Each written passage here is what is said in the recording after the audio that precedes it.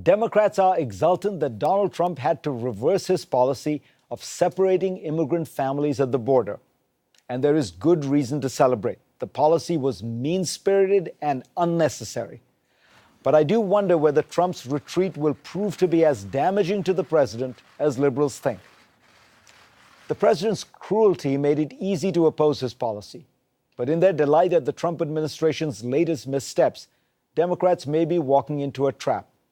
The larger question is surely, should the country enforce its immigration laws, or if circumvented, should we just give up?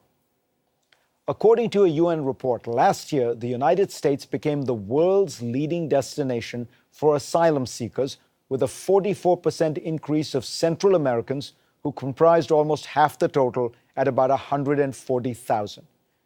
David Frum suggests in The Atlantic that most of these people probably come to escape poverty rather than violence, which is actually declining, and that many hope bringing children will help them avoid punishment.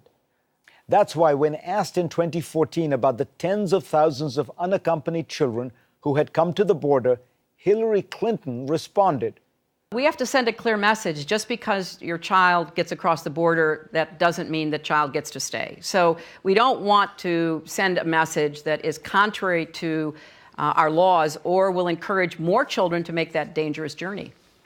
Immigration has become an issue that motivates a large group of Americans passionately, perhaps like no other. Some of this might be rooted in racism, but it also represents a kind of heightened nationalism. In an era of rampant globalization, people want to believe that they still maintain some sense of stability and control. Nationalism has been around for centuries, but it is now, in a sense, the last doctrine standing. The great story of the 20th century was the loss of faith. Between the ascendance of science, socialism, and secularism, people lost their ability to put their trust in the dogmas and duties of religion. But this didn't change the reality that people wanted something they could believe in, something with which they could have a deep emotional bond. Nationalism has increasingly become that substitute, being endowed with a strong and almost mystical attachment. And immigration has become the litmus test of nationalism, perhaps because other sources have faded or become politically unmentionable. As Western societies became more diverse and as minority groups within them asserted their own identities, it became more difficult to define nationalism by ethnic or religious terms. So what is left?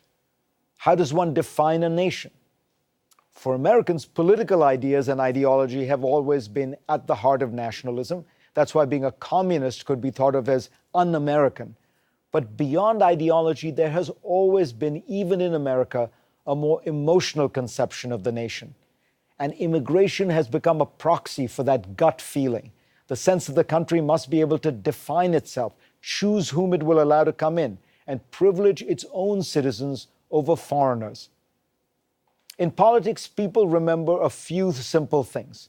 To illustrate that point, a pollster in the 1980s once told me a story. A focus group asked a man whom he would vote for in the 1984 elections, Ronald Reagan or his Democratic opponent, Walter Mondale. Reagan, the man replied. Mondale is a communist. The pollster explained that this wasn't actually true. The man replied, well, maybe. I'll still vote for Reagan. One thing I know, nobody's ever thought he was a communist. Donald Trump might have lost this round, but no one will ever think he's soft on illegal immigration.